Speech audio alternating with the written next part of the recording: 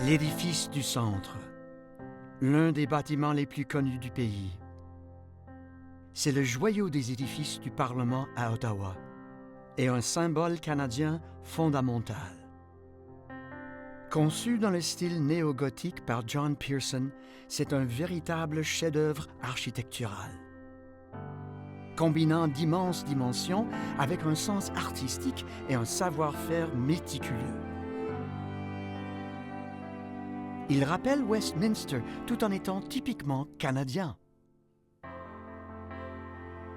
Abritant les deux chambres du Parlement, cet édifice est souvent considéré comme un symbole de la démocratie.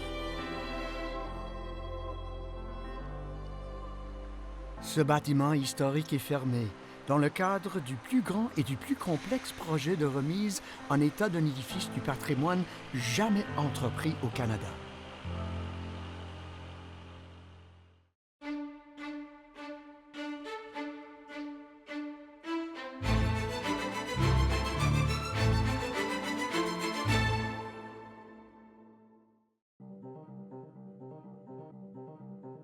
Une équipe d'experts a été recrutée pour le projet de restauration de l'édifice du Centre.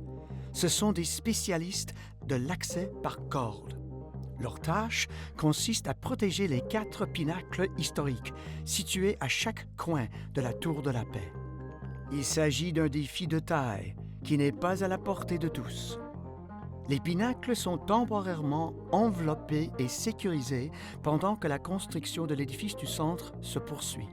Des moniteurs sont également fixés à chaque pinacle pour mesurer les vibrations. La sécurité de la Tour de la Paix est d'une importance capitale pour cette équipe. Après tout, il s'agit sans doute de l'un des sites les plus emblématiques du pays. L'histoire est gravée dans ses murs.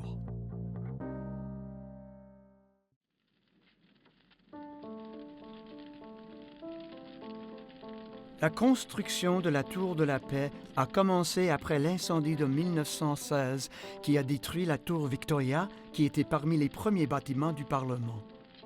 Conçue par l'architecte John Pearson, la tour a été la dernière partie du bâtiment à être construite. Il s'est élevé une section à la fois. Durant ce processus, Pearson a étudié attentivement la conception. Il a réalisé des esquisses et des maquettes à différents intervalles. Il était décidé à créer une tour apte à servir de monument à la mémoire de ceux tués pendant la Grande Guerre. C'était une lourde responsabilité.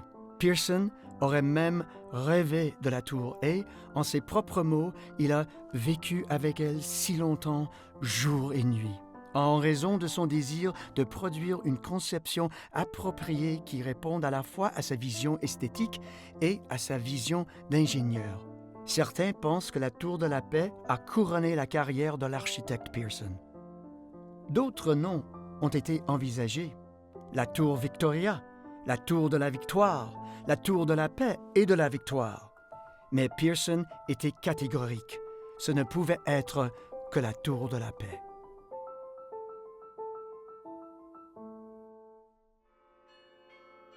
La tour abrite un carillon comprenant 53 cloches. C'est un instrument de musique unique et une mécanique complexe. Il s'agit d'un immense ensemble de cloches jouées par un musicien appelé carillonneur, assis sur un clavier spécial en bois. En frappant une note, on tire sur une corde métallique attachée au battant de l'une des cloches, ce qui fait sonner la cloche. Chaque cloche émet une note distincte. Plus la cloche est grosse, plus la note est grave. Les cloches en bronze ont été installées en 1927. Elles ont été coulées et accordées dans une fonderie de Croydon, en Angleterre. Elles ont été expédiées à Montréal, ensuite à Ottawa par train. Ici, les cloches sont déchargées sur la colline du Parlement. Les plus grands font plus de 2 mètres de haut. Le carillon de la Tour de la Paix a été inauguré le 1er juillet 1927. C'était aussi le jubilé de diamant de la Confédération. Une foule de 60 000 personnes s'est rassemblée pour participer à la cérémonie et entendre le carillon pour la première fois.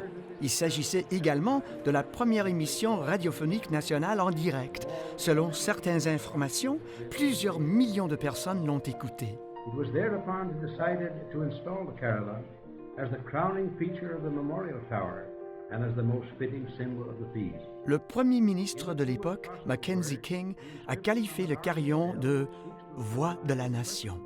Aujourd'hui, près d'un siècle plus tard, la voix de la nation doit être affinée, rénovée et restaurée. Et pour cela, il faut l'expertise de personnes comme Caitlin Rouse. Je suis technicienne de projet et je gère la portée, les coûts et le calendrier de la numérisation et de l'assemblage partiel du carillon. Il y a deux aspects à cela. Le premier est une intervention structurelle sur la tour de paix. Pour faire avancer ces travaux, nous devons donc retirer les éléments patrimoniaux du beffroi. Ensuite, c'est la première fois que nous avons l'occasion d'intervenir depuis l'installation du carillon en 1927, non seulement pour restaurer et refabriquer certains éléments du carillon en fonction de leur âge et de leur usure, mais aussi pour améliorer la qualité du son de l'instrument. Royal Icebelts est une entreprise de restauration aux Pays-Bas qui restaure et refabrique les cloches. Elle a été choisie pour enlever et restaurer les cloches du carillon. Lorsque les représentants du Royal Icebelts sont venus et ont effectué le premier examen du site, ils ont décidé que seules 22 cloches seraient envoyées à leur atelier, ainsi que tous les battants. C'est ainsi que 53 d'entre eux ont été envoyés avec les 22 cloches, ainsi que le clavier et les mécanismes. La plus grosse cloche pèse plus de 10 000 kg et nous avons dû retirer les 3 plus gros battants pour les expédier à l'étranger. L'un des défis que nous avons relevés a donc été de les retirer et pour le faire, nous avons dû créer une procédure de levage pour les descendre en toute sécurité et les sortir du bâtiment. Pour les transporter d'Ottawa aux Pays-Bas, nous nous sommes associés aux Forces armées canadiennes. Ils ont donc été expédiés d'Ottawa à Trenton. De là, ils ont été mis à bord d'un avion qui les a transportés jusqu'à Eindhoven, aux Pays-Bas. Le clavier sera remis à neuf et restauré, puis les mécanismes seront refabriqués à neuf. Il n'y aura donc pas d'amélioration moderne apportée au carillon, mais nous défaisons le travail effectué au fil des ans pour qu'il corresponde mieux à son état d'origine, afin de garantir qu'il pourra être joué pendant les 100 prochaines années.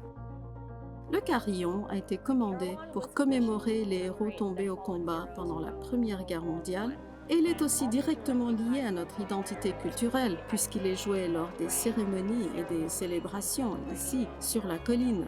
Moi, j'ai l'impression de participer à l'histoire du Canada et c'est vraiment un honneur de travailler à un projet qui est si étroitement lié à la culture canadienne. Je me souviens qu'à l'époque où j'étais étudiante stagiaire, nous faisions une visite guidée de l'édifice du centre et nous sommes montés dans l'ascenseur jusqu'à la terrasse d'observation où nous nous trouvons en ce moment. En montant, on a un petit aperçu des cloches. J'étais loin de me douter que 5 ans plus tard, on me confierait le projet de les faire enlever. Je suis donc très fière de faire partie d'un pan de l'histoire canadienne. Au deuxième étage de la Tour de la Paix se trouve cet espace, la chambre du souvenir. Est-elle à la fois belle et bouleversante? Longtemps considérée comme le cœur de la tour, cette salle solennelle et sacrée a été créée à l'origine pour honorer les Canadiens morts pendant la Première Guerre mondiale. La chapelle du souvenir est un espace de contemplation. Vous êtes censé y accéder lorsque vous sortez du bâtiment et que vous montez les escaliers de la Tour de la Paix. Vous êtes physiquement dans un bâtiment séparé. Vous descendez un petit couloir et vous entrez dans la lumière.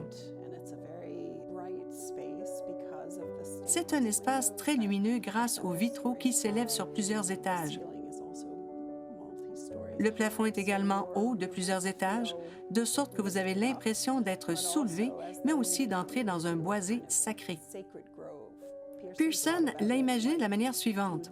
Vous arrivez d'une forêt et vous arrivez dans un espace au milieu grâce à la lumière diffuse qui vient des arbres. Le plafond est constitué de ces arcs en éventail qui rappellent un peu l'idée de la canopée des arbres. Il s'agit de la chapelle du souvenir, qui n'est pas un espace religieux, en ce sens qu'il ne s'agit pas d'un espace consacré, mais qui a une signification en termes de réflexion et d'hommage. Elle a donc une allure très différente du reste du bâtiment. Elle est conçue pour être un lieu tranquille où l'on passe un moment à réfléchir aux sacrifices consentis par ces personnes.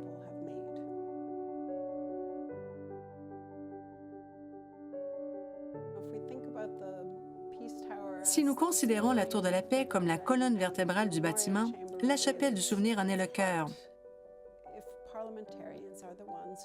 Si les parlementaires sont ceux qui, en fin de compte, décident d'envoyer des gens à la guerre au moyen de loi, ils ont le devoir de rendre hommage à ceux qui font le sacrifice suprême ultime en exécutant ces mêmes décisions.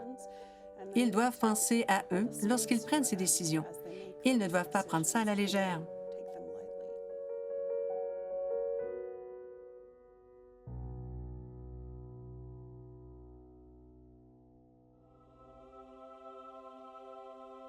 Au centre de cet espace se trouve l'autel du sacrifice.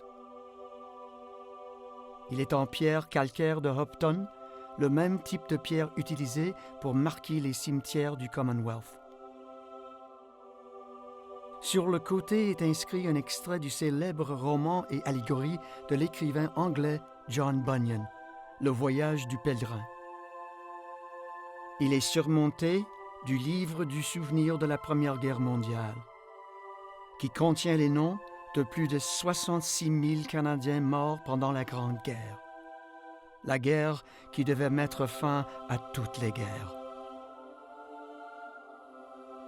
Le nom de chaque soldat tombé au champ d'honneur est magnifiquement conservé et écrit sur du vélin, un type de parchemin résistant. La création de ce livre a pris des décennies et a été achevée en 1942. À l'époque, le Canada vivait une autre guerre mondiale effroyable. Lorsqu'il a imaginé cet espace, John Pearson n'a bien sûr jamais imaginé qu'il y aurait des conflits militaires ultérieurs. Il a donc été envisagé autour de cet hôtel pour ce qu'on appelait à l'époque la Grande Guerre. Aujourd'hui, il y a 8 hôtels, et sur chacun d'eux repose un livre du souvenir différent. Au total, ces livres contiennent les noms de plus de 100 000 Canadiens qui ont fait le sacrifice suprême en servant leur pays. Depuis 1942, chaque matin à 11 heures, un garde en tenue de cérémonie défile devant l'autel central et s'incline. Il tourne ensuite une page de chaque livre du souvenir. C'est une cérémonie émouvante et solennelle. La salle est fermée au public, mais les membres de la famille des disparus sont autorisés à se trouver dans la salle pour voir le nom de leurs proches.